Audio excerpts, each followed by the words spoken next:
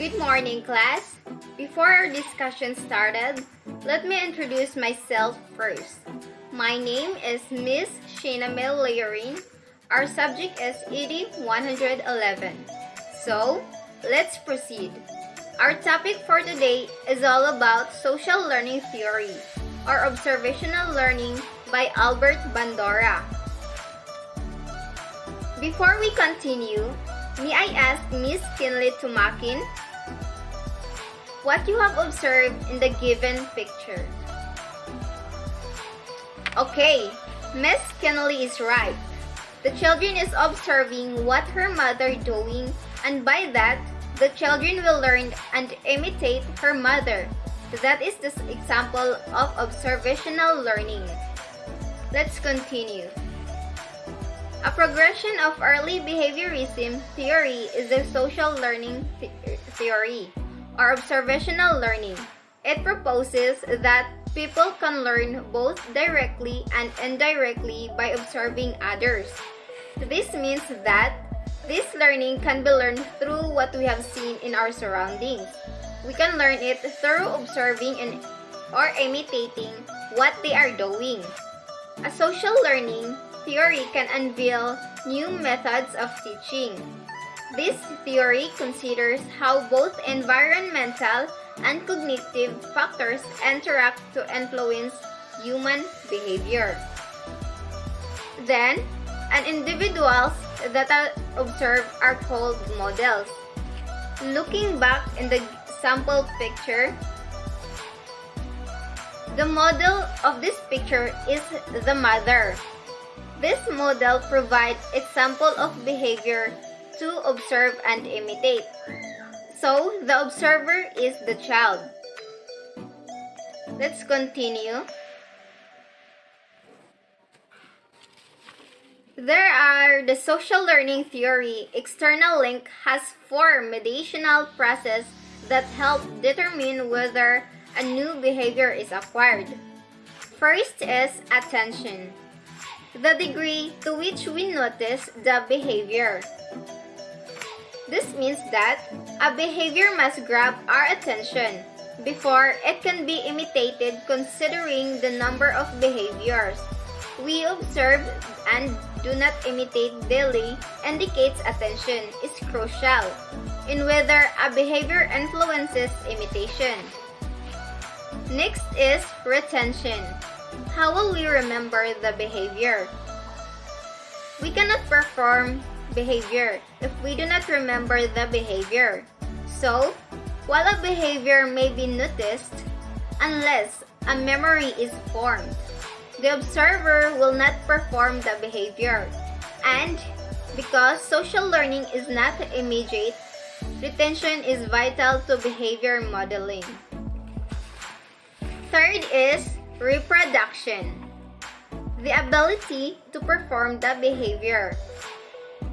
This is the ability to reproduce a behavior we observe. It influences our decision about whether to try performing the behavior. Even when we wish to imitate an observer behavior, we are limited by our physical abilities. Lastly, motivation, the will to emulate the behavior. This mediational process is referred to as vicarious reinforcement. It involves learning through observing the consequence of action for other people rather than through direct experience.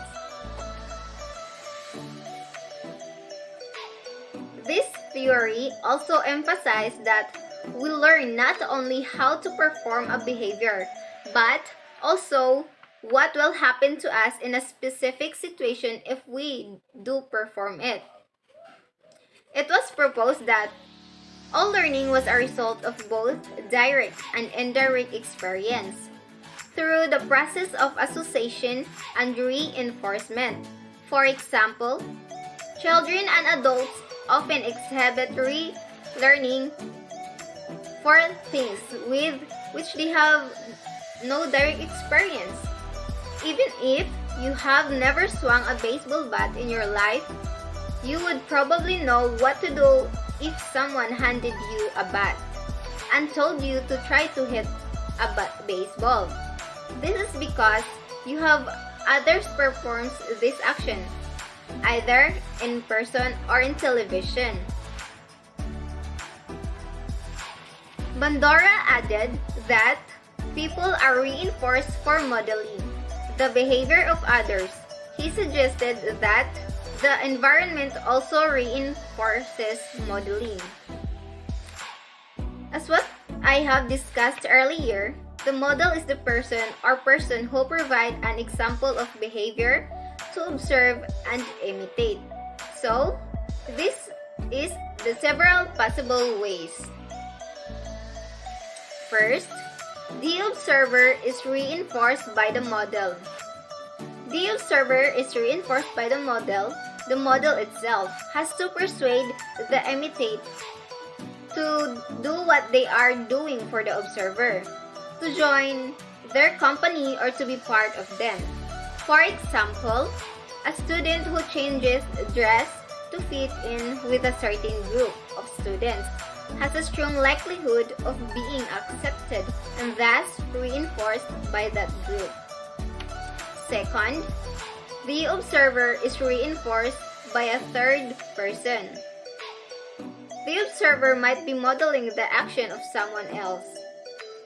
It composed a model who provide the example and the other person persuade the observer to imitate the model.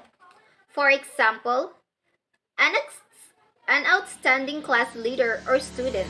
The teacher notices this and compliments and praises the observer for modeling such behavior, thus reinforcing that behavior. Next is the imitated behavior itself leads to reinforcing consequences. Many behavior that we learn from imitating others produce satisfying or reinforcing results. For example, a student in my multimedia class could observe how the extra work of a class does is fun. This student in turn would do the same extra work and also experience enjoyment. Lastly, consequences of the model's behavior affect the observer's behavior vicariously. This is known as vicarious reinforcement. This is where the model is reinforced for a response and then the observer shows an increase in that same response. Bandura illustrated this by having students watch a film of a model hitting an inflated clown doll. One group of children saw the model being praised for such action. Without being reinforced, the group of children began to also hit the doll. And next is, the following are the cognitive factors in social learning.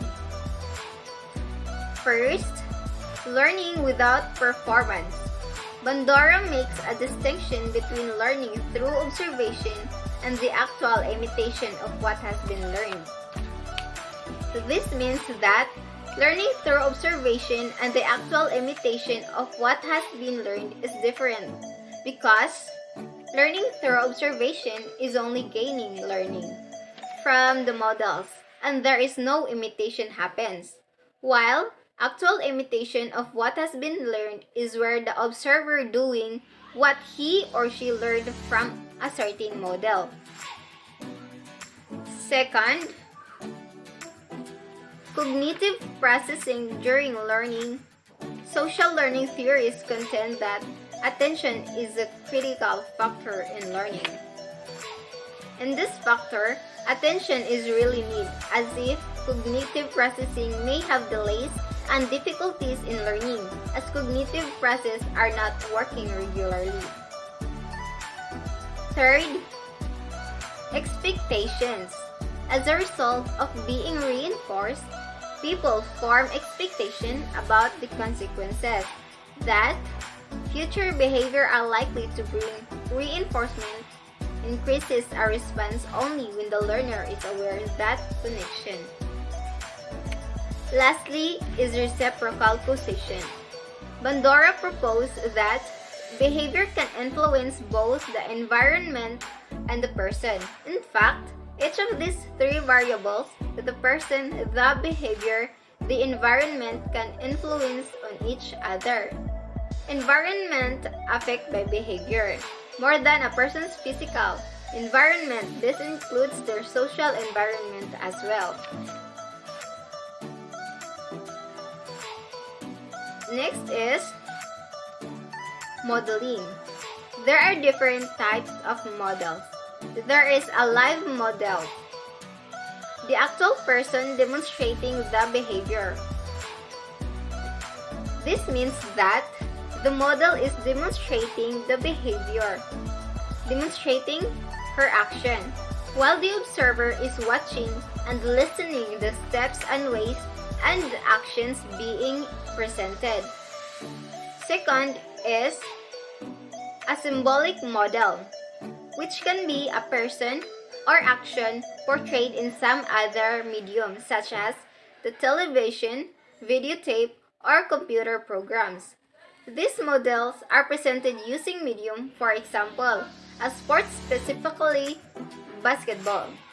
While watching those players dribbling, shooting, and running through the court, you have observed what are their ways and techniques in order to gain a score. And that is why you have learned and you may apply it in person. The general principle of social learning theory. These are: people can learn by observing the behavior of others and the outcomes of those behavior. The targeted behavior is watched, memorized, and then mimicked, also known as shaping and modeling. Observational learning is most common in children as they imitate behaviors of adults. Next is, learning can occur without a change in behavior. Yes, learning involves observation, extraction, or information from those observations, and making decisions about the performance of the behavior. But learning does not necessarily lead to change. Next is, cognition plays a role in learning. Yes, it is. This approach teaches students the skills they need to learn effectively. This helps students build transferable problem solving and study skills that they can apply in their daily life activities. Lastly is, social learning theory can be considered a bridge or a transition between behaviorist learning theories and cognitive learning theories. Social learning theory possesses that people learn from one another via observation, imitation, and modeling. The theory has often been called a bridge between behaviorist and cognitive learning theories because it compasses attention, memory, and motivation. So, as we have learned from the topic, social learning theory or observational learning by Albert Bandura is important for us. To further be used, the positive role models can foster desirable behaviors and promote social change and learning. Okay, class, that's all. Thank you. I hope you have learned a lot today. Thank you once again, class dismissed.